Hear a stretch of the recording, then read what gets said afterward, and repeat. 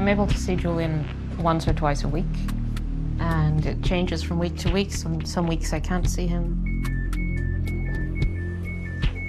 I have to take 2 buses and 2 trains to get there. It's quite long, and the visit is about an hour and a bit. And then we're kind of waving and blowing kisses, and it's just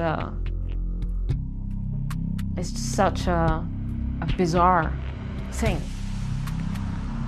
Julian is in the harshest prison in the UK. He's not serving a sentence, and the US wants to put him in prison for 175 years about publishing the truth about the Iraq and Afghan wars. We, journalists, are at our best when we share with activists and lawyers the goal of exposing illegality and wrongdoing. It's been 13 years since the founder of WikiLeaks, Julian Assange, entered the global stage. In 2010, the Australian citizen published the largest trove of classified US documents to date, upending the government's narrative about its wars in Iraq and Afghanistan. It's another fact from the files that indicates that a much, much higher civilian death toll is likely. These publications were a game changer. This really opened the eyes of the public to what was going on. It's my great, great pleasure to present you with the Sydney Peace Medal for your conviction that truth matters and that justice depends on it. Assange has spent much of his time since then confined in one way or another.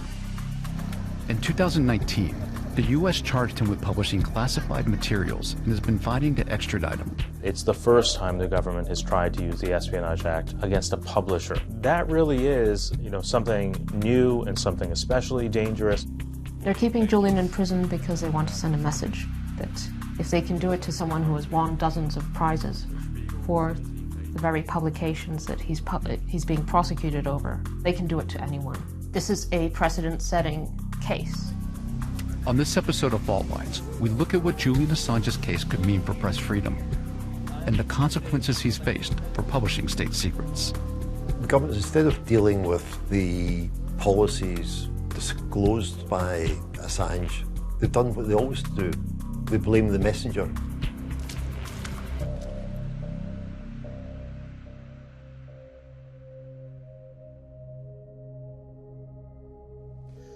That volcano's already erupting. It's already erupting.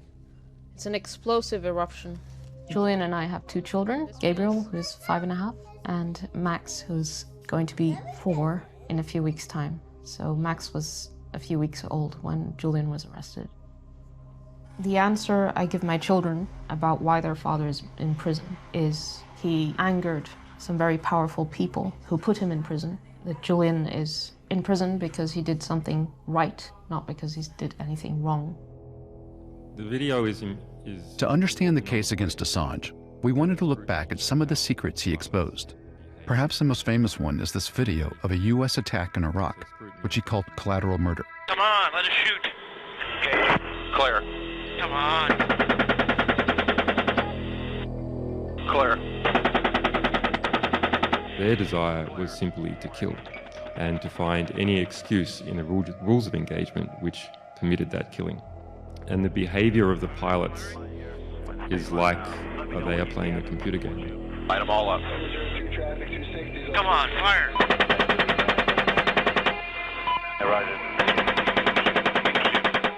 The footage showed a 2007 U.S. helicopter attack in Baghdad that killed more than a dozen people, including a 22-year-old Reuters photojournalist, Namir Noor el-Din, and his colleague, Saeed Shama.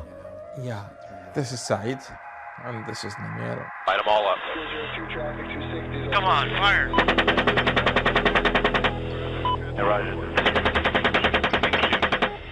Keep shoot.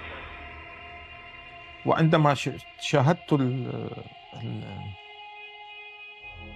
الفيلم شاهدت نمير مباشرة عرفت أنه هو نمير. كانت لحظة لا أتمنى أن يمر بها أحد. Hotel 26, Crazy Horse, 18. Oh yeah, look at those dead bastards. 002, nice. Good shoot. Thank you. تقريبا كل الكلام اللي كان يقال طيار مع القاعدة حفظته.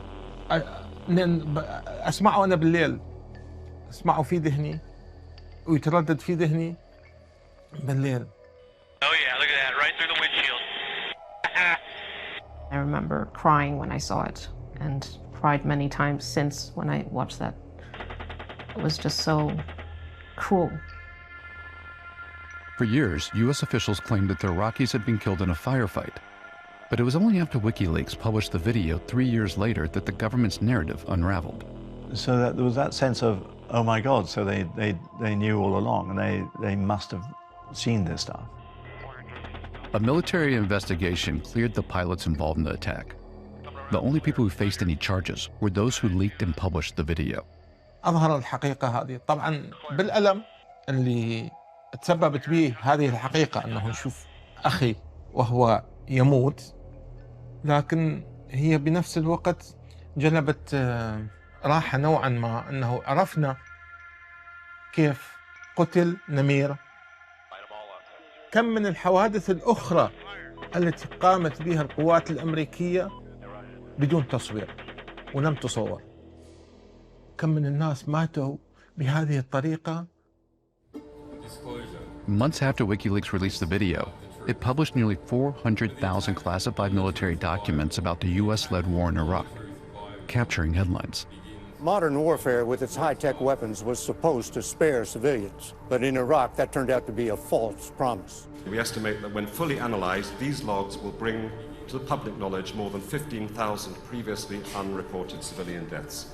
The disclosure provides a trove of new evidence on the violence, torture, and suffering that's befallen Iraq since the 2003 U.S. invasion. Here, for the first time, was official documents, diplomats, not only confirming that these things were happening, but they were happening in a huge scale. Well, this particular set of documents is the most extraordinary compendium of war that has ever been released. It was astonishing. I mean, no one had ever seen that amount of material or that nature of material in that quantity before.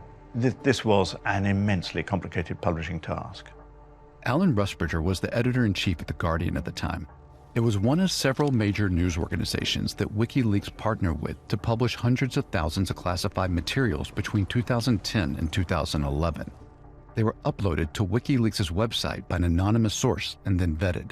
We spent weeks reading the material and saying, well, this is significant, this has public interest, this shows hypocrisy or deception. There was certainly evidence of the American military behaving in a violent, murderous, sometimes way, and in deceiving the American people about it. The leaks exposed how the U.S. government was turning a blind eye to torture, rape, and murder by Iraqi authorities, and how its drone campaign in Afghanistan led to an increase in civilian deaths. They also revealed how flawed intelligence landed hundreds in Guantanamo Bay prison, and the reality of U.S. diplomatic operations around the world. Assange is the only publisher facing any charges for releasing this material. To me, Julian Assange and WikiLeaks did a major public service. As a national security reporter, if you were just relying on what you get from the agencies, you'd be peeling back a very thin layer of an onion. So you're reliant on whistleblowers. Could you imagine this information being disclosed if it weren't for WikiLeaks? Absolutely no, there's no way. You can maybe access them after 50 years, after 40 years, and at that point, that kind of information is not helpful to the public. Of all the stories that WikiLeaks published, how many were proven to be untrue? None of the stories have ever been shown to be anything other than true. If it was a libel, if it was misinformation, disinformation, you could partly understand why the US and British governments might be upset. But why are they upset about publishing the truth? Well, good afternoon. The United States strongly condemns the illegal disclosure of classified information. I met one of the State Department officials at a private party, and he was really angry, and saying, you're from the Guardian, you've got blood in your hands. In addition to endangering particular individuals, disclosures like these tear at the fabric of the proper function of responsible government. And all these years later, did you have blood on your hands? If they'd discovered that someone had been killed as a result of the WikiLeaks disclosures, we'd have known about it. They would have said, you're responsible for that, and nothing ever happened. The Pentagon's chief investigator of the leaks admitted as much in 2013. Under oath, he said he couldn't provide a specific example of individuals killed as a result of WikiLeaks' disclosures. Nevertheless, Chelsea Manning, the former Army intelligence analyst who leaked the documents, spent 7 years in prison, until President Obama commuted her sentence in 2017. The sentence that she received was disproportionate relative to what other leakers had received. At the time, the Department of Justice decided not to pursue charges against Assange. They gave two reasons. One was Julian Assange is a publisher, he's not a hacker. And there's no way to go after WikiLeaks that would not set a precedent against the rest of the press. That position changed when the administration did. 2017 was when things got Shakespearean. There had been this growing tension and this real deep fear and concern about what to do about WikiLeaks. The Trump administration wanted to use this case not just as an opportunity to go after Assange, but as an opportunity to go after national security journalism. Much of Assange's story and the U.S.'s case against him is based here in the United Kingdom. It's where he spent much of his time under threat of prosecution by the U.S. And why are they going after WikiLeaks? Well, they want to stop this publication of information that embarrasses them. After the leaks in 2010, Assange faced sexual assault charges in Sweden, which were later dropped. Fearing extradition to the U.S., he sought asylum here at the Ecuadorian embassy in London, where he remained confined to a small flat for nearly 7 years. The United States is conducting an aggressive investigation in relation to trying to get up an espionage charge against me personally, and the FBI has even gone to Wales in the United Kingdom to visit various people. Julian Assange, the founder of WikiLeaks, has been arrested in London. Assange was dragged out of the embassy and arrested by British police on a U.S. extradition request in 2019. Assange is wanted in the U.S. for leaking of hundreds of thousands of classified military documents. That same day, the U.S. Department of Justice indicted Assange under the Computer Fraud and Abuse Act. Then, weeks later, the U.S. added 17 charges, all for activities that national security journalists engage in every day. Soliciting government secrets, communicating with sources confidentially, maintaining the confidentiality of the source's identity, and then publishing classified information. And it concerns publications about the Iraq War Log, the Afghan War Diaries, the US State Department cables, the Guantanamo Bay detainee assessment briefs, and the rules of engagement, which were part of the collateral murder publication. 17 of the 18 charges against Julian Assange fall under the Espionage Act. It's the first time the act has been used against a publisher. You hear the phrase Espionage Act and you think, well, this is about spies. This is about people who want to harm American national security. What the act is about in practice is whistleblowers. The timing of Assange's indictment matters. And to understand why, you have to go back to his time at the Ecuadorian embassy in London. Particularly after Ecuador elected a president who was less sympathetic towards Assange and wanted to strengthen ties with the US. An embassy, if they're not backing you, is a black hole. It has all the legal carve-outs you would need to just disappear a person. Second half of 2017 onwards, it was clear that that was not a safe place for Julian. Like, you could feel it in the air. I feared for his life. At the time, the CIA was allegedly spying on Assange, including privileged conversations with his attorneys and physicians. CIA officials were reportedly concerned that he would go to Russia, as whistleblower Edward Snowden had done. Especially after WikiLeaks released Vault 7, a series which detailed how the CIA was hacking into devices to conduct electronic surveillance. It was like an apocalypse event for the agency. They had seen other agencies have leaks, and they thought, this will never happen to us. So the fact that all of a sudden, this was being laid bare on WikiLeaks' website caused CIA's director, Mike Pompeo, to become, according to our sources, absolutely irate. It's time to call out WikiLeaks for what it really is. A non-state hostile intelligence service. When Pompeo took over, he would tell people within CIA, I want you to draw up things that you could do against WikiLeaks. Don't worry about the legality. Give me the art of the possible. I'll worry about the lawyers. Zach Dorkman worked on a year-long investigation for Yahoo News, which exposed that the CIA was doing more than spying on Assange. They were also allegedly having high-level discussions with the White House about assassinating him. Trump said, well, why don't we just kill the guy? You know, like kind of, but which is eminently believable because it's kind of, you know, Trump would say stuff, he would just toss off things, you know. While these discussions were happening, a plot to kidnap Assange from the embassy was reportedly more advanced. If they try to take him, what are we going to do? You know, do we ram into a car that's carrying him, a Russian diplomatic vehicle? What if there's like a gun battle? Who's going to do the shooting? Is it going to be us? Is it going to be the Brits? What if he tries to take off by plane? Do we shoot the tires on the plane out? And that's the stuff that really worried folks because they were advocated for by the CIA director himself. In an interview with Megyn Kelly, Mike Pompeo was asked about this investigation. He admitted that there's pieces of it that are true. Look, I can't say much about this other than whoever those 30 people who allegedly spoke with one of these reporters, they should all be prosecuted for speaking about classified activity inside the Central Intelligence Agency. Maybe they... You know, Pompeo calling for the prosecution of our sources meant that our story was true because you cannot be prosecuted for something that isn't true. Nonetheless, having the former CIA director himself come out and essentially confirm it is a big deal. Mike Pompeo went rogue. He went rogue in relation to Julian. He went rogue in relation to WikiLeaks. And there were a lot of people who disagreed with that. What these Trump administration lawyers said was, look, it may be illegal, period, for you to do this, for you to render Assange and bring him back to the US. But it's definitely illegal for you to do this if there aren't charges against him. So there were charges that were basically rushed. You see, if you see what's happening to Julian as a legal problem, you don't understand it.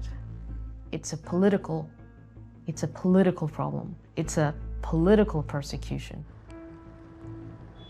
If extradited to the US under the Espionage Act, Julian Assange faces a 175-year sentence. 170 years are just for receiving and publishing classified information. The thing about the Espionage Act is that there is no defense to it. So you can't stand in front of a jury and say, this is why I did it. Please let me tell you about the public interest. It's just, you did it. Go straight to jail. It makes a felon of anybody who discusses classified information, even if they learn that classified information from a newspaper. So in this interview, just in listening to disclosures to me... That's right. We are violating the terms of the Espionage Act in this conversation. The use of an act which was designed to clamp down on spying against acts of publication in the public interest just seems to me wrong. Whatever you think of Julian Assange, whether you think he's a hero or a villain, it doesn't matter. What really matters is a prosecution of Assange would have terrible effects on press freedom in the United States.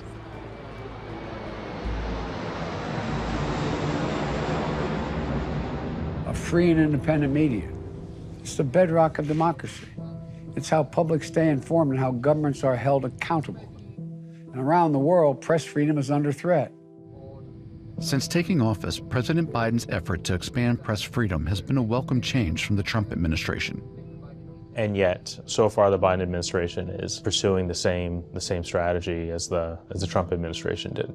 I can't imagine that the Biden administration wants this case to be its press freedom legacy. Technically, though, the future of this case isn't up to President Biden, but to Attorney General Merrick Garland at the Department of Justice.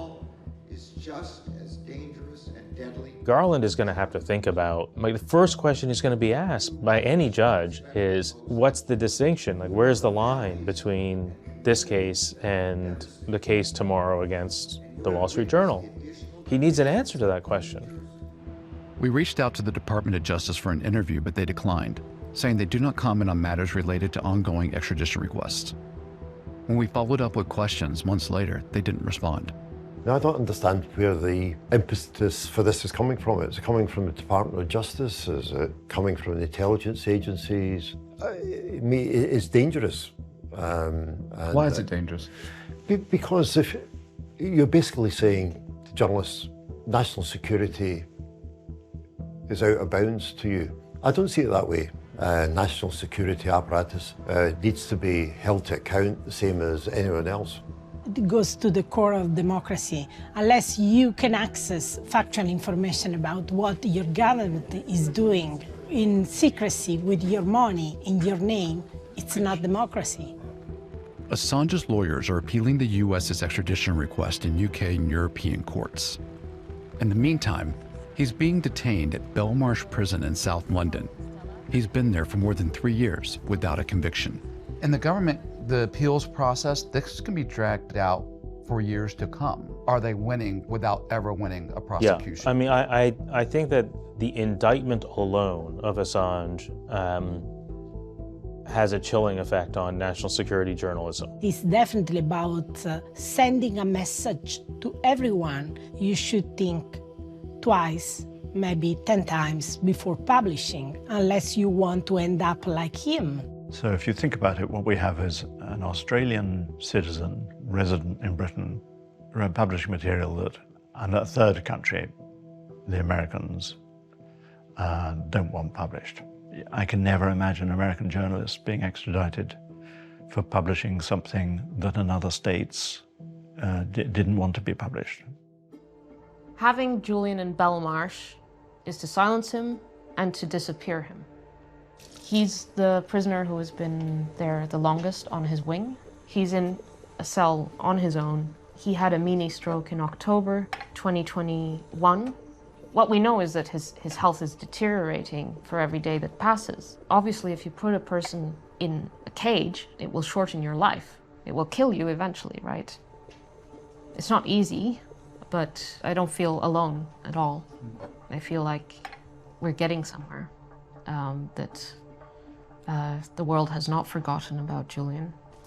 Nice to meet you. A pleasure. عندما تبحث عن الحقيقة هي ليست تهمة. احنا كلنا نبحث عن حقائق. لكن السيد أسانج نشر حقيقة غير مرغوب بنشرها. While we were in London, Stella and Nabil met for the first time. How is Julian? He's had a bit of a difficult time. Please tell him our greeting and our appreciated for him. Thank you. He wants you to visit him in Belmarsh. Yes. He would like you to visit. Yeah, I would like to visit him, and I hope I will visit him here, yes, in his house. Oh, thank you so much. This is the last picture. Pictures are amazing. Yes.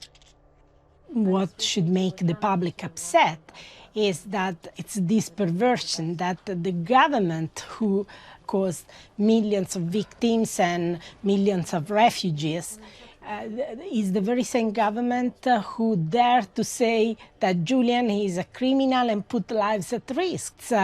It's an incredible upside-down world. Thank you. You're welcome. I'm sorry for your loss.